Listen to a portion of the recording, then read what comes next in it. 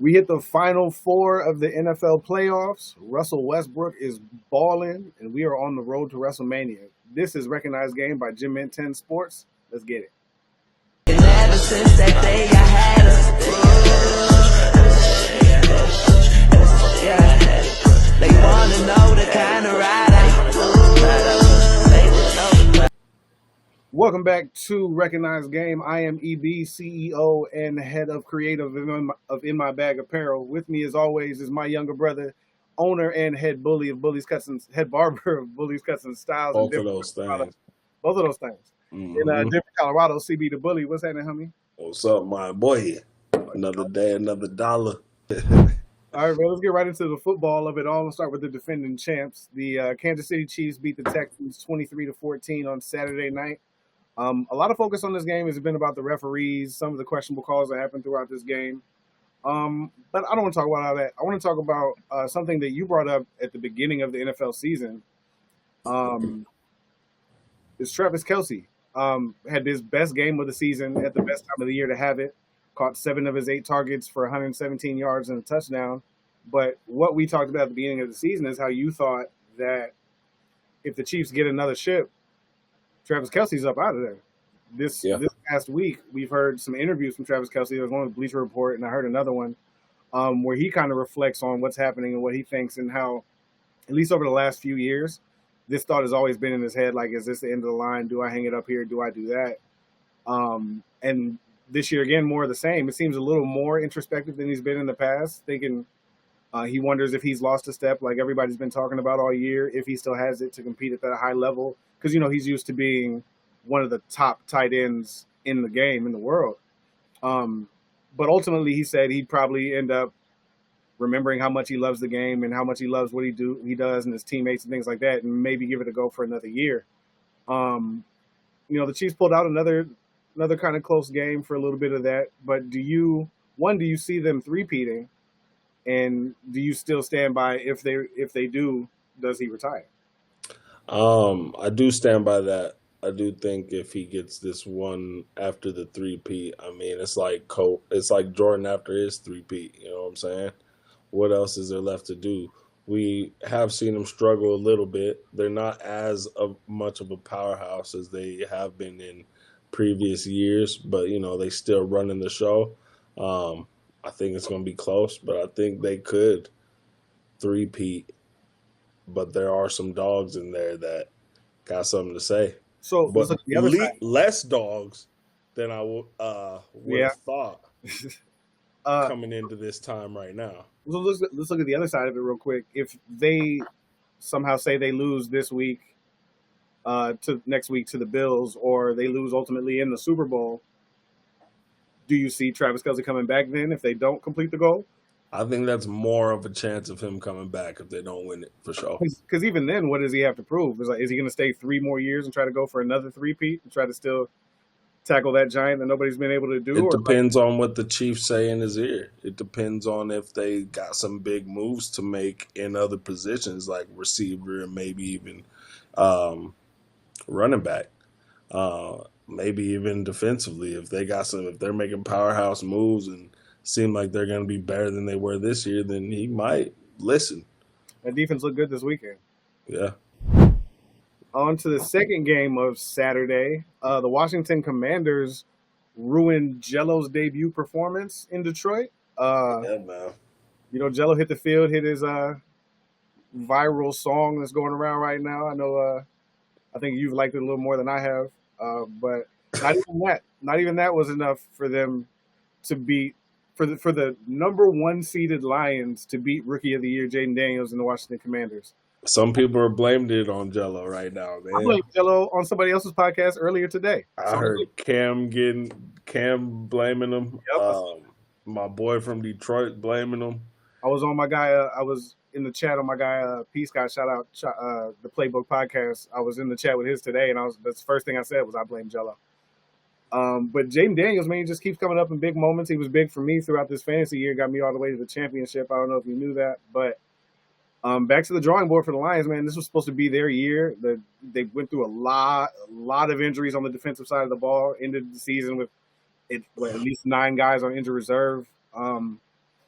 it's looking like both of their coordinators, both offensively and defensively, are locks for head coaching jobs next season. So even though, like, last year Ben Johnson, their offensive coordinator, was in talks for head coaching jobs, he turned them down last year to stay in his position in Detroit. I don't see a lot of assistant coaches doing that, and I always wonder why. Like, if your goal is, you look at a team like Kansas City or look at New England in their heyday with Josh McDaniels and Patricia and things like that.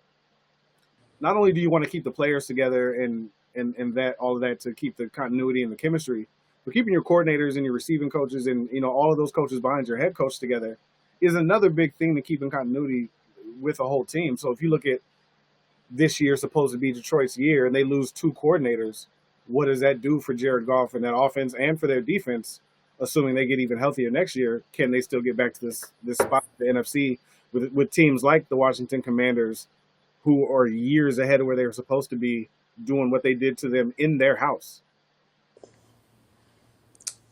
It's gonna be tough to get back there, bro. It's supposed to be their year. I don't know if Golf would take a step forward or back, but it was a good run. Definitely wanted to see him get a little further, but it's gonna be hard to get back there. For sure. Today, Eagles hold off the Rams 28-22.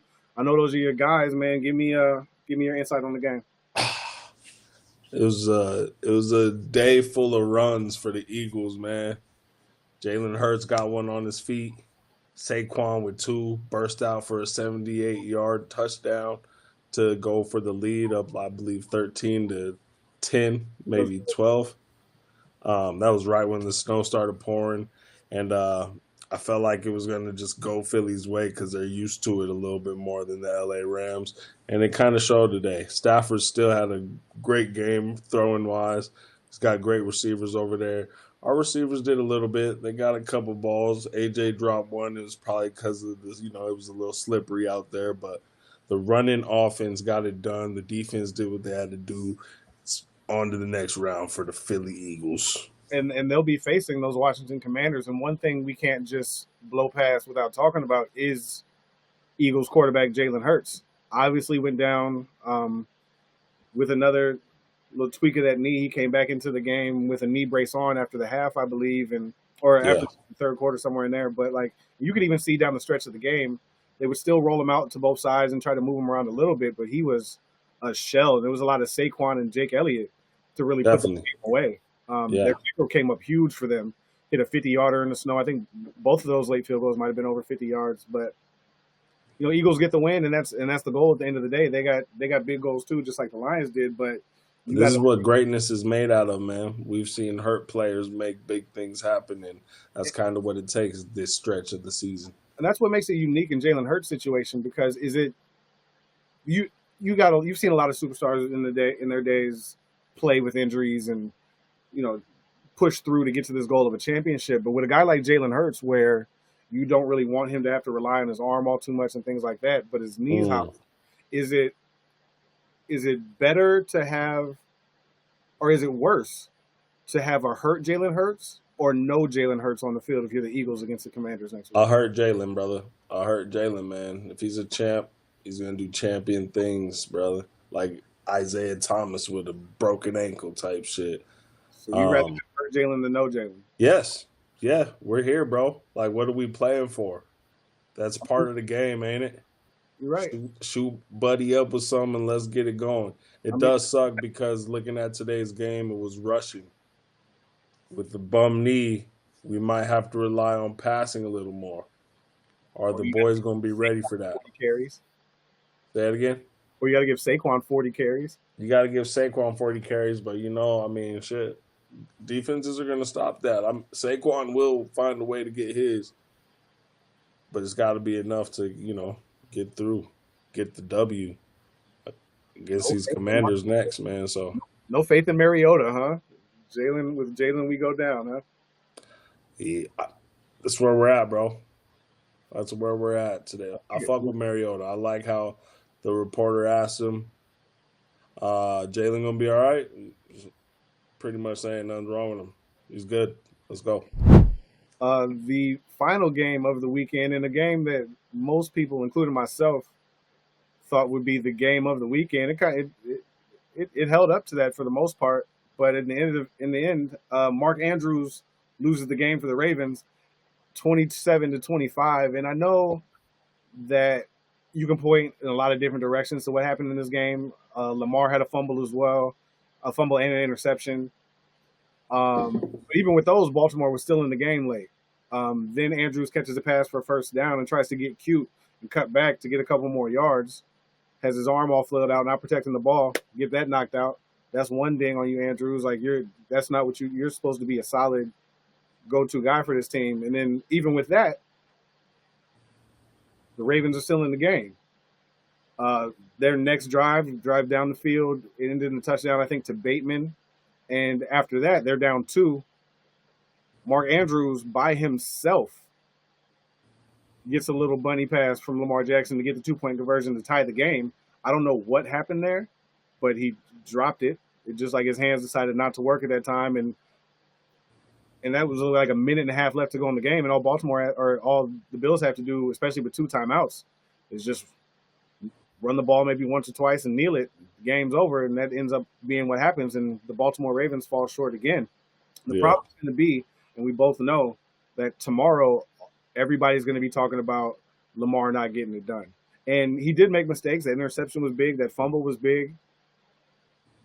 But even then, they were still in the game. The type of plays from Mark Andrews, just not taking care of the football, is what cost them the game. And I don't think it's fair to Lamar. I don't know if this will have any stake in the MVP votes. I don't think this should have anything to do with it because it is a regular season award. But Josh Allen showed up today. He didn't make those Josh Allen showed up, man. He's tough. They protected the football. When on the other side, the Ravens didn't do that.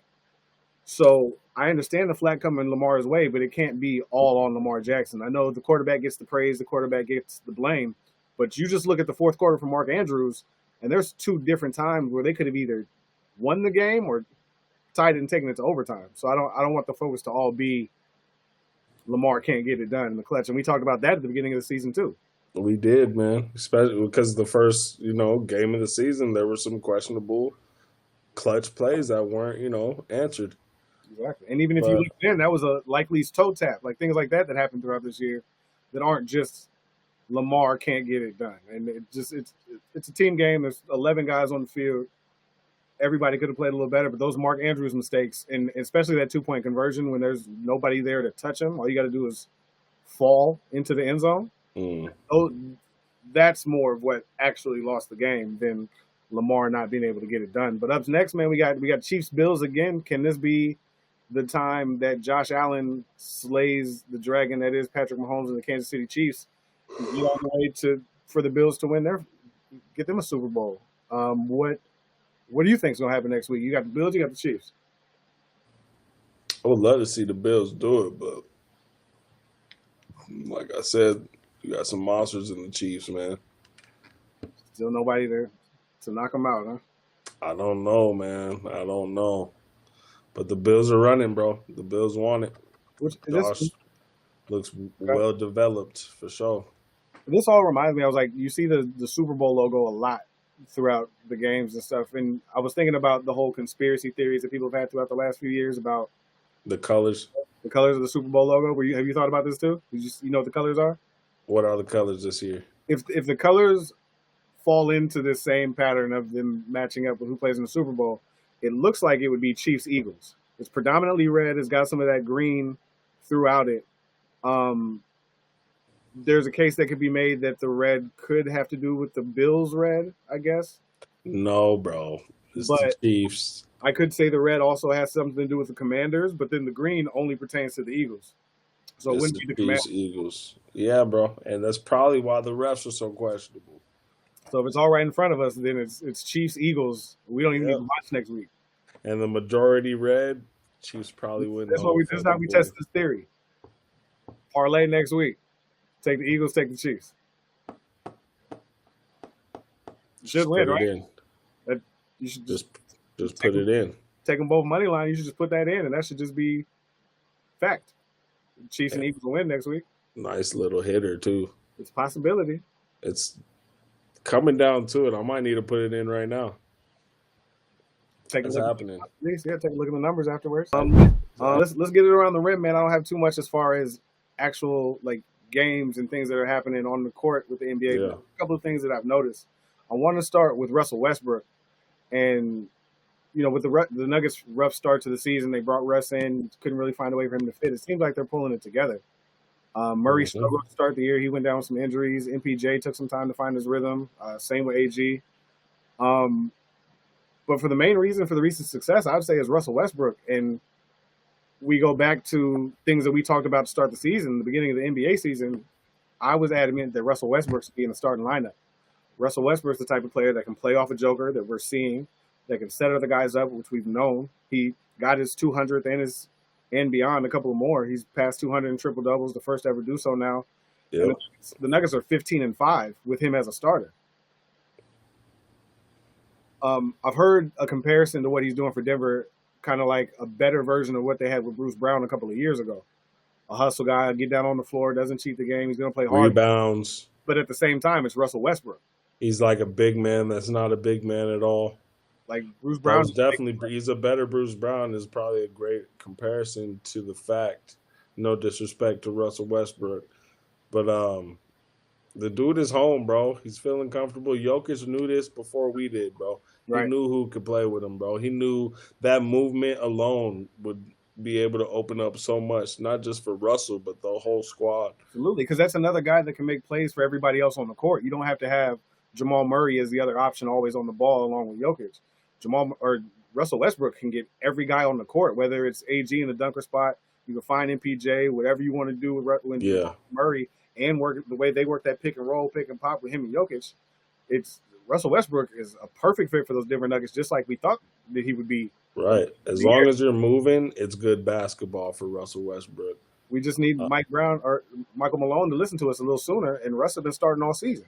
Exactly. There was no reason for Christian Brown to be a starter on the Denver Nuggets at all. He hasn't felt this good, this happy, played this good since having fans like the OKC Thunder.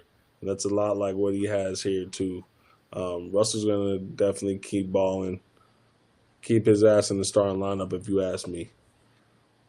So with, them figuring this out with Russell Westbrook, would you still consider them a contender or a favorite in the West? They're in the 4th seed right now. I don't know if Houston can stay up where they're at. I can see the Nuggets creeping up there. You give them a top 3 seed? Because what is it right now? It's OKC, Houston, and Memphis. Yep. I can see Memphis falling a little short too. Yeah, I can see that too. I can see the Lakers dropping more too. The Clippers are starting to creep up a little more. Dallas will keep falling off too if there's no Luka. So right. How much longer has he got? I don't know, man. I have no idea. But and then also, what kind of moves would you like to see? Because we've talked about this in a couple episodes with the trade deadline coming up, that there's a lot of guys that can be valuable for a lot of teams available for a second-round pick. So is there anybody that you can think of that you'd like to see Denver add? Because depth is still a problem. It looks like it's less and less going to happen, but that Jimmy Butler would have been an awesome move there. That would have been a good move. But that's coming off of MPJ at the very least. Yeah, and MPJ is like their second leading scorer this year. And Jimmy can score the ball, but what you get defensively from Jimmy, you're not getting it from MPJ, so I don't know if that would even it all out. It would, I think, bro. I don't know. Jimmy could score if he needs to. Absolutely. Jimmy would bring a whole team to the finals. But he can still be your second, third, fourth option, too. And not his ass fourth option, and he's going to make shit happen. If they're winning. If he's on a team like that, I don't think Jimmy bitches like he does. And it's almost a good move for Miami, just to have somebody that's not complete trash. Yeah, true. But like you said, it's likely not going to happen. There's still guys like Jordan Clarkson, though, and Cam Johnson, who's getting a lot of heat from, like, Sacramento and I think Cleveland, even OKC is looking at Cam Johnson. Like, Cam Johnson might send one of these guys over. Cam Johnson seems like he's got a great head on his shoulders, and he's a bucket, and he plays defense. Tar Heel. Yeah, he's just a great player to have on any organization, it seems like. Speaking of organizations, Maverick Carter has been named as an advisor to this group looking to raise $5 billion to start an international league that could serve as a rival to the NBA. The investors include Skype founder Jeff Prentice and former Facebook executive Grady Burnett. The league would have 12 teams, 6 men, 6 women. They play in 8 cities throughout the world. It'd be kind of similar to like an F1 racing schedule. Each city would get about 2 weeks for the team to stay in before they move around and move in the rotation. They say it's not their intention to compete with the NBA. A shorter season would kind of emulate what you got going on right now with Unrivaled, which tipped off this past weekend, which was great, fast paced, good ball, and every hooper got a shoe game in Unrivaled. Everybody's shoe game is on point in Unrivaled. But it'd be more like that, where it's kind of off to the side in the off season, not really interrupting anything, and kind of just helping uplift the league. They also say that even though this is a semi-Maverick Carter endeavor, that LeBron James is not involved at all. Singapore has been named as a potential satellite city. There's no date really decided. It's kind of be like the live basketball, like golf has. And it looks like with these investors, it's going to be a lot of that Saudi money and things like that coming in to make these investors, whether this is just a play for the Saudis to get, their foot in the door with the NBA, something they've been trying to do for years and they've kind of been shut down on, or if they can move forward, because we know this Saudi money is basically endless. You see what they WWE and with golf and all sorts of things happening now. Yeah. They could actually make this own league happen and make it a success. What do you think this could do for basketball? Would it be the same as like AEW added for the WWE or Live Golf or Unrivaled? Do you see that same kind of thing? Would it work? Even you saying AEW, that's like a good rivalry with the WWE right now. WWE's kicking their ass. Of course they're kicking their ass, but if you're talking about that same entertainment, you got to bring up AEW. They have another professional option for sure. If it's a legit professional option, I'm all for it, man. More basketball. Maybe players that we wouldn't have never even heard of playing in this league and becoming popular and famous in the right. Maybe if we're talking about the best in the world, they got to go against the NBA's best in the world one day. That's what I want to see. Like because Adam Silver was on the big podcast with Shaq this week too. And they were talking about even, like, there's always this talk of expansion, like with Mexico City or having a team in Europe and doing things like that.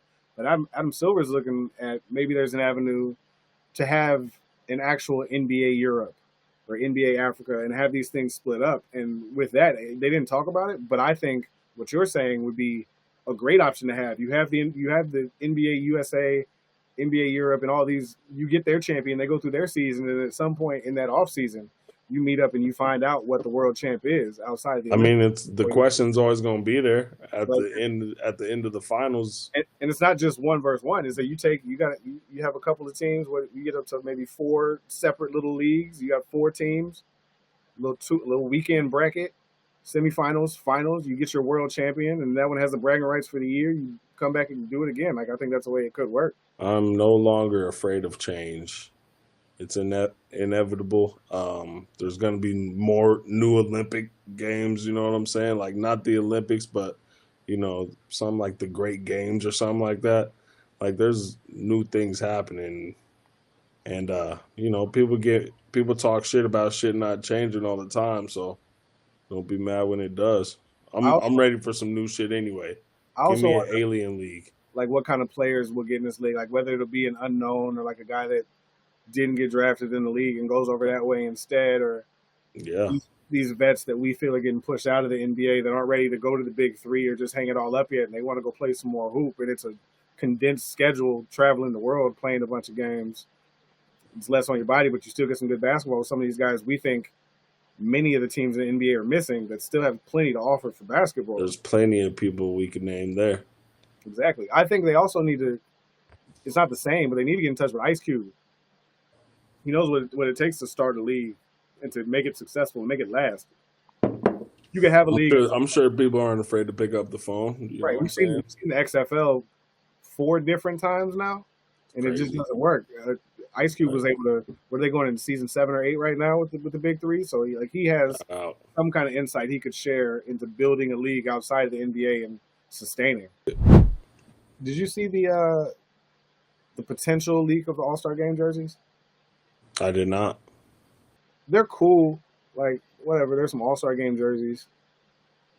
I still think that they need to bring back like wearing team jerseys. Just that nostalgia of seeing all of the teams mixed together on the court was something that we grew up with that I always like seeing. Especially you think back to KG throwing the oop to Kobe and the T Wolves to the Lakers jersey and things like that.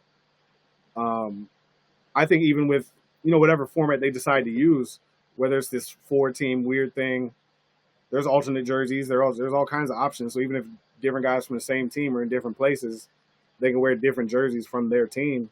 And then the G League guys obviously, but there's 4 different jerseys there. There's going to be the 3 made of the All-Stars, the 1 for the Rising Stars team. And that's what they're rumored to look like. It's just, simple. Those are fuego, bro. They're cool. What's wrong with them, dog? I love the neutral, man. I want the team jerseys back. Team jerseys would be fuego too, bro. Especially with what Nike's doing today, I'm sure they can make it ill. Yeah, but these are cool jerseys, and they're a lot better than a lot of the alternate jerseys we see this year. But this is all for selling points, bro. Like, you could throw an All-Star Game patch with like they did in years past, where you put an All-Star Game patch right on the back of the jerseys and put the stars around for how many times they've been an All-Star and shit like that. You put an All-Star patch right here, but it should still be like or maybe you just have All-Star team jerseys. You know what I mean? Like if your team makes the All-Star, if you make the All-Star Game, there's a specific jersey from your team that's an All-Star jersey. You go rock that. You know what I'm saying? Yeah. Like niggas say Bron and AD make the All-Star team. Oh, well, we have these All-Star jerseys, which would be like the Mamba jerseys or something. Big ass star on it. Only for the All-Star game. Boom, go rock those. Those are your All-Star do something like that. Maybe. I don't know. Yeah. I was just thinking. One more thing I wanted to touch on basketball-wise, and we talked about this some weeks back with Amazon looking to bring in Blake Griffin to be their Charles Barkley for their NBA coverage on Amazon next year. Yep. They supposedly have found their Shaquille O'Neal. So as TNT has, Can I guess who it is? Absolutely. Dwight Howard. No. That'd be fucking that would piss Shaq off. That'd be it right there. Dwight and Blake are like too similar, I think, though. Like you gotta have something. But that would be it. I need you to get 4 more guesses.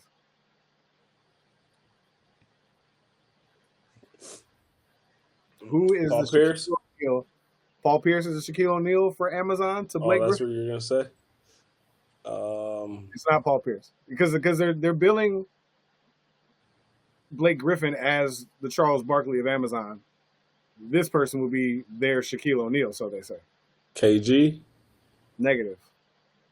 2 more. DeAndre Jordan. 1 more guess. He's on the court still. So? I guess he might not be my next year, but again, too similar. The chemistry is good though. You know what I'm saying? 1 more guess. Draymond? He's still on the court too. The Shaquille O'Neal to Blake Griffin's Charles Barkley, according to Amazon, is Dirk Nowitzki. I don't like the comparison, but I love Dirk Nowitzki, like especially off-court Dirk Nowitzki. I think he'll be great, just like we think with Blake Griffin. Basketball knowledge off the charts, things like that. But you're not getting another Chuck, you're not getting another Shaq. But I think this could work. You like this? You like this duo? I might like Dirk better than Blake. I ain't heard Dirk talk a lot, man. We'll see. Find Dirk on Shaq's podcast. Not only will you hear Dirk talk, you'll hear Dirk rap. All right, I'm gonna see what's up. You'll hear Dirk rap Shaq's bars. He got them shits down, huh? He does. He really does. Like from the 90s. I want to do some wrestling. Before we get to WWE, I wanted to talk AEW a little bit. I don't know if you catch much of it. I haven't really. It's a lot easier now that AEW is streaming on Max. So I can just pop over there when I'm not thinking about it. But there's a lot of good performers over there, so it's not really that. It's just their stories don't grab me as much as the WWE ones do. They don't do a good job with their storytelling, and Right. that's not the only important part. The most important, but it's at least as important as what you're putting into the ring. But from time to time, I'll throw on Dynamite or Rampage or something like that and just catch some of these guys because there's some people in there I know. But every time I turn it on, there's two things that'll happen for certain. One is that there will be like a wrestler or a match that'll make me wonder why I don't watch this more, because there are some supremely talented people over there. Whether it's people that I knew from before in like WWE, whether it's John Moxley or Mercedes Moné, Samoa Joe, Edge is over there now with a different name. Like there's those guys, and then there's The also acrobatics over there is kind of wild too. wow, there's your Samoa Joes who I learned, or not Samoa Joe. There's Hangman Adam Page. I learned a little bit more about in AEW. Orange Cassidy, Penta. What about the dinosaur cat, like the dinosaur Kane? Luchasaurus. Is he still over there? He's over there. I think it's stupid. Even like Penta, who's now in WWE, I got to watch Penta with his brother Ray Phoenix, who is still rumored eventually to be on the way. He had some contract things to work out with AEW. He had like some injury time or something like that, where they extended if you miss some time and things like that. So allegedly, Ray Phoenix will still be going to WWE to join Penta. But those type of guys, I always catch. MJF is even another guy. Great heel work, good on the mic, a guy I didn't know about till AEW. So I always end up like, man, I need to watch more of this. These guys are dope. And the second thing is I always think to myself, what the fuck is Chris Jericho doing? Like, he's had these weird little factions throughout the 5 or 6 years of AEW, whether it was the Jericho Appreciation Society or right now I think his faction is called the Learning Tree. And like none of these things in a position to be a dude like Chris Jericho, as long as you've been doing it, as many people that look up to you, none of these stories where he brings all these young, super talented people in are for those people. It seems really self-serving, and Jericho's just doing stories for him just because there's nothing else going on. Like I'm Chris Jericho, let me do this story, and it falls flat. He was like a newscaster acting like he was breaking news about some matches coming up with his team and stuff later in the week, and it's just like I think it's over for Chris Jericho. Like he just needs to move out the way if he's not going to help elevate these younger dudes. It's just him in the way doing things for the sake of doing things. He's been doing it a long time, man. Sometimes it's good to stop doing it. He's been doing it a long time, and people that have done it as long as him have hung it up by now, for sure. One person for sure has not, and he's also in AEW, and it blows my mind. And I think this is his retirement tour right now. Big Show? No. Big Show's not. I don't think he's in the ring. He's like a off stage personality. Okay, did you see his last match? No.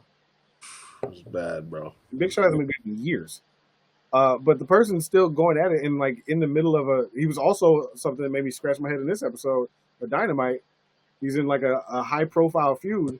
It's Jeff Jarrett. Jeff Jarrett. Remember Double J? He's in AEW? In AEW. Same mustache and everything. Same guitar and everything. Probably not the same guitar. He smashed quite a few. Of course, yeah. Yeah, same shit. Yeah. Jeff fucking Jarrett. Remember when he had the tassels? It was like 5 tassels. He still does that sometimes. That's crazy, bro. So I think, as sad as it is to say, Jericho got to go. You need to go ahead and hang him up so we can at least give him the flowers that he deserves, because he's been great. One of my favorites for a long time, especially early Chris Jericho. But like the walls of Jericho. You just need to go ahead and give this time where we can get that last little WWE Hall of Fame run with him, and we can appreciate Jericho, and he can go the fuck away. Like it's top 3 submissions of all time for sure. I don't know if I could say that anymore. Back when I was putting submissions on you, I would say that, but there's some. I don't know. The Walls of Jericho, Y2K is top 3, bro. You're crazy. There's a lot of submissions. There's a lot of submissions. Give me your top 3 right now. My top 3 submissions right now would be the LaBelle Lock, that Bryan Danielson was doing. It's like his version of the crossface. There's Crossface is up there too. Top 3. there's I've always been a fan of the Texas Clover Leaf. You can't forget about the figure 4. There's the Hurt Lock from Bobby Lashley. That's not that good of one. I just wanted to name it. Whose sharpshooter was better, The Rock's or Sting's, or what was it called? The Brett had one too. Bret the Hitman Hart had the best sharpshooter. Sting had one too. Second would be Sting's. The Rock put it on later in his career. It wasn't as good as theirs though. Yeah. Yeah, I mean, I think it's time for the angle lock. You know what? Actually, that's one of those. What do they call it? The things that you think happened but didn't happen. It was never Mandela effect. It was never the angle lock. What was it called? The ankle lock. Just an ankle lock. It was never the angle lock. King and JR said angle lock. Nah. There might have been like one time where it got brought up, but the like angle lock. It's an ankle lock. It was never the angle lock. I just saw something like a couple of weeks ago about that. On the WWE though, we talked about Raw from this week on our last episode, so let's get a little bit into SmackDown. They're still trying to find their footing because they've moved to 3 hours and they only have like 2 hours worth of talent. So it just seems like things are getting stretched out and taking too long, and they're not really able to find their footing. It's unfortunate because once they do, which they inevitably will, they'll be moving back to 2 hours. It's already been announced that SmackDown will go back to 2 hours. So like, it's just this weird limbo. Figure it out for now. Get your shit together. Just for us to change it later on type of situation. But solid action throughout the night. We had Bianca and Naomi defeated Nia Jax and Candice LeRae in a tag team match, not for the titles. Tiffany Stratton beat Bayley in her first title defense clean. The Motor City Machine Guns took on Los Garza, pretty deadly. There's some tag team action happening here. They are building up the tag team division a little more, so that's nice to see. Jimmy Uso got some solo action in against Carmelo Hayes until New Blood intervened. Jacob Fatu and Tama Tonga came out, interrupted the match, took down the babyface and Jimmy Uso and Carmelo Hayes and went to celebrate with New Day and kind of form a bond with them. Jacob Fatu took his ass out too. After the beatdown, Solo came out, and this was, which we talked about last week as well, where it was his first appearance since losing the Ulafala to Roman Reigns, so we were expecting him to announce whether he's going to rejoin the Bloodline or what his next step would be moving forward. He comes out, grabs the mic, gets showered with boos, not quite like Hulk Hogan level, but he was getting booed like a motherfucker. He raises the mic, drops it, and leaves. Goes through the crowd, takes off his blazer, walks out through the crowd, doesn't say anything. Leaving Tama Tonga and Jacob Fatu looking confused in the middle of the ring until Jacob Fatu picks up the mic. And then it begins. He talks about how he doesn't give a damn if people boo, cheer, or any of that. People may think he's crazy. They may think he's a little unhinged, but one thing is for sure, he's just getting started. So you get this quick, effective promo from Jacob Fatu. He kind of gets to stretch his promo muscles, which he's done a few times throughout since he's been in WWE. After this, though, LA Knight comes out to attack him, which he starts to succeed until the numbers game catches up to him. But Braun Strowman comes out to make the save for LA Knight. We get a brief little interaction between, the monster among men and the Samoan werewolf before New Blood retreats.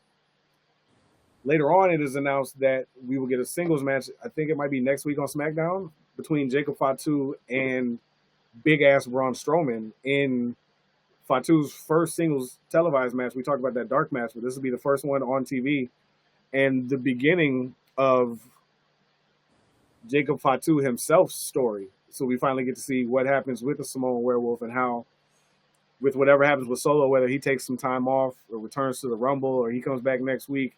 They try to figure these things out. They're already planting these seeds that Jacob Fatu can get his. And he even talked about what he said. I don't care if you cheer or boo us. You can't ever act like I don't get mine. Like, it was quick, effective, man. Jacob Fatu is quickly becoming one of my favorite wrestlers in the game right now. Now they're letting him cut promos. You're getting to see some more of them. I'm gonna have to probably use our affiliate code to get me some Jacob Fatu merch. You also can use the affiliate code. They'll all be listed down below. Find your favorite teams, athletes, and sports figures with the codes you'll see down below from Recognized Game and Gym and 10 Sports. But yeah, man, overall, solid little show. We're starting to build towards the road to WrestleMania. We got Saturday night's main event coming up, as well as the Royal Rumble. A couple of the rumors running around is that Tiffany Stratton and Charlotte will be the WrestleMania feud, and it's kind of something I alluded to last week as well, is a returning Charlotte, whether that's in the next couple of weeks or at the Royal Rumble. She could easily feud with Rhea Ripley, which she's done, I think, 2 years ago. Becky Lynch could also do that, but a fresh feud between one of the young new faces of the WWE's women division, who's a champ right now, and by most accounts, the GOAT in women's wrestling, Charlotte Flair. This is a great feud for Tiffany's first championship run. I'm excited to see it. Hell yeah. Also, at Saturday night's main event, it looks like we will be getting a legend making an appearance. Apparently, his last appearance with WWE at the very first Raw on Netflix just wasn't enough. It is rumored that we'll get another appearance by none other than Hulk Hogan at the next Saturday night's main event. What's he gonna try to do now, He's man? gonna be selling beer. There's no question. He'll be selling his beer. But there's also rumors that they'll pair him with a heel, and we may get like this Hollywood Hogan persona in that way to capitalize on the boos, where they can say, "Oh, that's the character they're booing, not Terry Bollea." You know, NWO Hollywood Hogan would be dope to see, though. I'm not gonna lie to you. so that's Maybe with a Kevin Nash. I don't know. It's such a bad idea Just to bring him in there. just to have him back. Like there's been so many talks since the last time we saw him that maybe WWE shouldn't do this. They've even said maybe we'll keep him off of TV and just keep him in commercials. Maybe we won't even put him in the commercials. It'll just be his beer, and we'll use other people to sell his beer. No, never. Right. Let's just bring his ass back. Like, oh, okay, all right, Exactly. whatever. Ever. What was y'all talking about in the shop this week? Shop talk was crazy. A question arose: what some of the worst towns to play basketball in would be that are in the NBA. And so I just decided to ask clients all day what team they would think.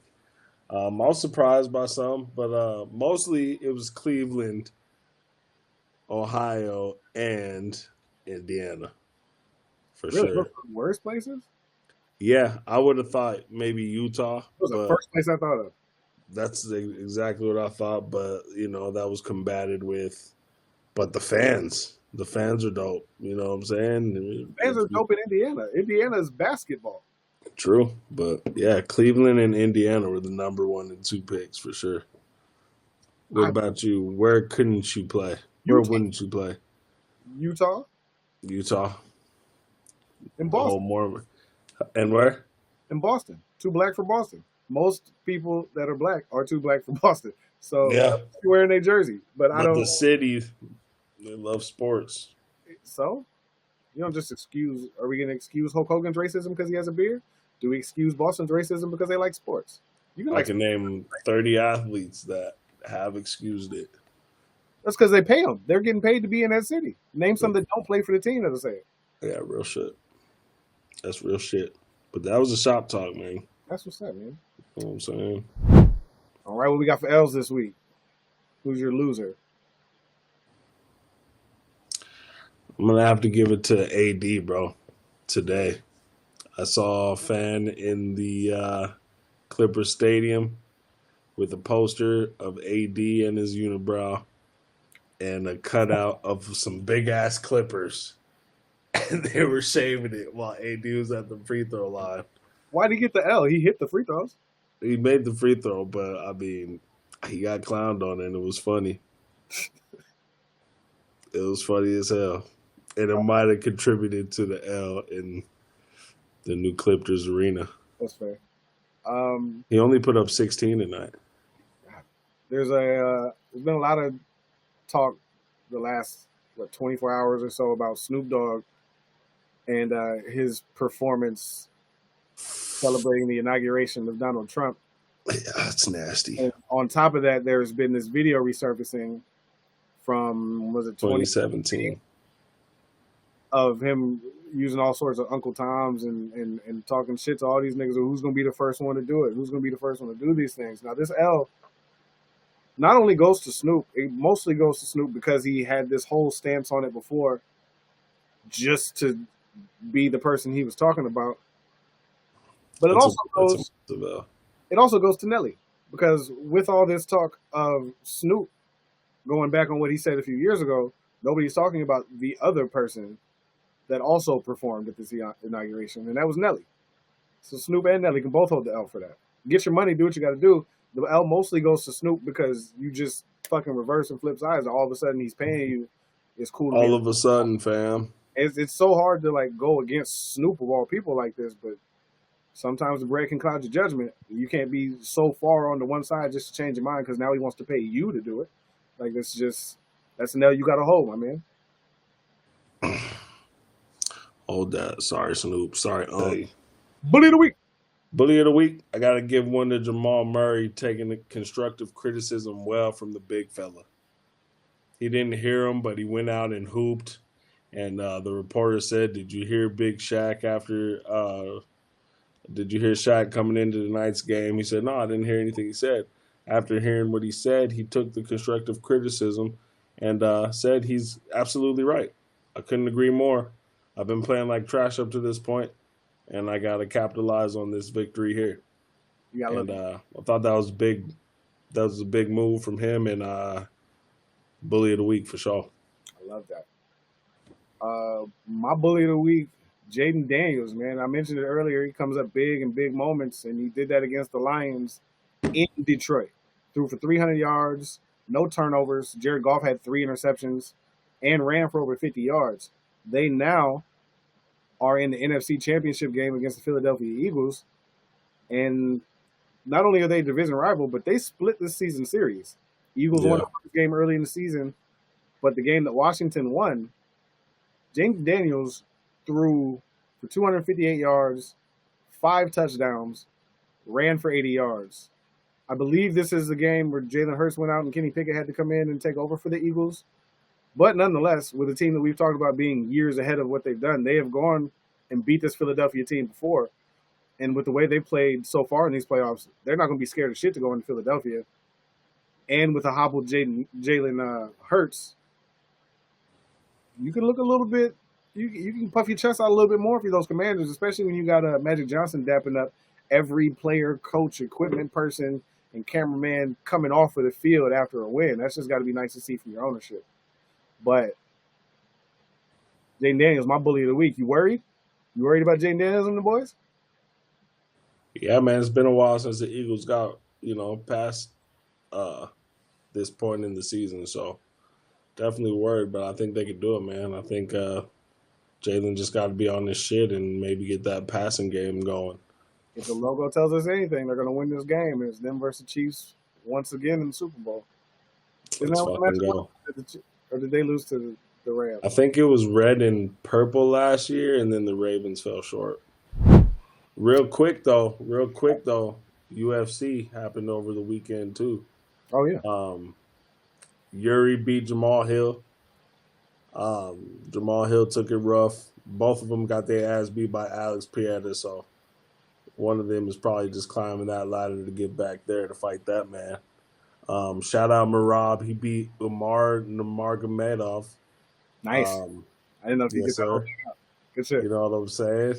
You feel me right there? Bully of the week. Bully himself. Motherfucking, that's Khabib's Khabib's cousin, I believe. More of a stand-up, but can wrestle just as good as all of them. Couldn't get it done. Marab is a fucking machine. They call him the machine. He's all go. This might be in the standings for Fight of the Year already. Shout out Marab for keeping his title. This was a 2-title fight. It was a 2-title card that night, yesterday. And also Islam Makhachev got the quick submission to keep his belt. If he keeps going like this, I believe he'll have the most title defenses if he doesn't already have it already. But shout out Islam. You know, he's from that same camp as them boys, Khabib as well. So yeah, if you can't wrestle as good as you throw hands, it's not going to look good for you. Kevin Holland, we saw that with Kevin Holland as well. He got submitted, I believe, maybe third round by a cat I don't even know, but you got to be able to swing them things and wrestle just as well. That's what we're seeing in today's UFC. You got to be well-rounded everywhere. Did you see they announced the new coaches for the next season of Ultimate Fighter? No, who we got? Returning, Chael Sonnen and Daniel Cormier. I fuck with it completely. They gonna fight? like what? Are they gonna bring up this whole thing is done? I asked shout out D Mac Truck. I asked you know what they should do. Go ahead. What were you saying about Mac Truck? Shout out Mac because I was talking to her a little bit today about it. Like, is this nigga gonna get back in the ring? Like, that's a lot of weight cutting. Like that 8 to 12 week training camp. I don't know if. And Chael Sonnen's a little older than Cormier even, but Cormier looks like he's enjoying retirement. You know what they got to do at the end of the season since Dana White runs the whole show? Put him in the slap ring. Huh. Slap competition at the end of it. Full out. Knock each other the fuck out, too. That's what it's got to be. Trying to fight? Just have them slap it out? Slap it out, bro. I was thinking maybe I went the route of maybe the assistant coaches could fight, but no. We want to see the slap fight, bro. We want to see one of them get knocked the fuck out. I saw somebody the way because I watch the slap fight sometimes, and the way that when a dude gets the taste slapped out of his fucking mouth and goes straight the fuck to sleep, right? Those dudes lay him down so gently. Yeah, man. Forrest does a good job at that. They do a great job of laying them dudes down like they just taking a nap. Like it's. If you just start seeing the red come and then the blood come a little bit after that, bro, people they getting slapped the fuck up. I couldn't do that for fun or for a job. Like no.